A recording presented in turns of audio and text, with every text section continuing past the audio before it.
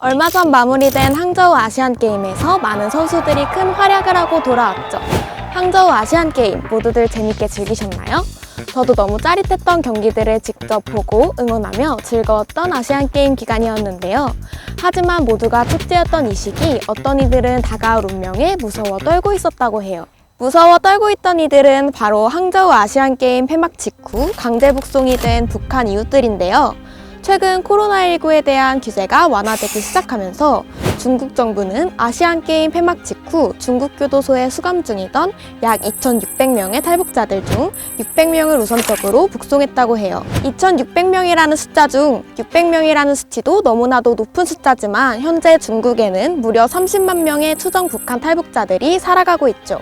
그 중에서도 한국행을 하기 위한 시도를 하다가 붙잡힌 사람들이 이번 아시안게임 이후 북송되고 있다고 이슈가 되고 있는 2,600명인 것이에요. 따라서 우리는 북송 이슈를 단순한 단기적인 이슈로 삼는 것이 아닌 장기적으로 기억해야 하는 것이죠. 중국에서 거주 중인 탈북민들 또한 중국에서 결코 자유로운 상황으로 생활을 유지하는 것은 아니라고 하는데요. 불법 체류자의 신분으로 있기에 모든 범죄 노출의 최전선에 있고 성폭행 등 여러 가지 범죄에 노출되어 살아가는 것이 현실이라고 해요. 그러다 보니 이런 중국 생활을 견디지 못해 한국행의 발걸음을 하다가 붙잡힌 탈북민들이 2,600명이나 되는 것이고 이들을 강제 북송 과정을 진행 중에 있는 것이죠.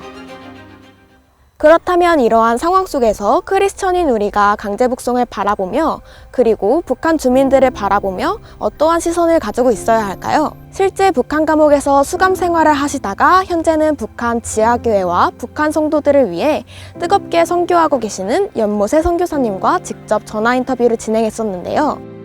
청년들이 이 시대에 북한 선교에 대한 관심을 가지는 게 중요해요. 통일이 지금 남 이야기가 되어버렸는데 통일은 우리가 하고 싶어서 하는 게 아니라 하나님이 한국 땅에 주신 북한 선교 사명이거든요. 당장 눈앞에 있는 현실이 버겁지만 크리스천들이 주변의 이웃들을 살피고 그들을 위해 기도할 수 있기를 바랍니다.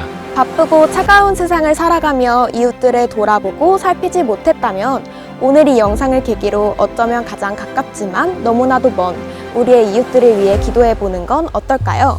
우리의 북한 이웃들이 북송이라는 그 고난의 과정 속에서도 진정한 구주 되신 예수님을 만날 수 있는 시기가 되기를 같은 마음으로 기도하며 오늘 하루도 포근한 하루 마무리하세요. 안녕!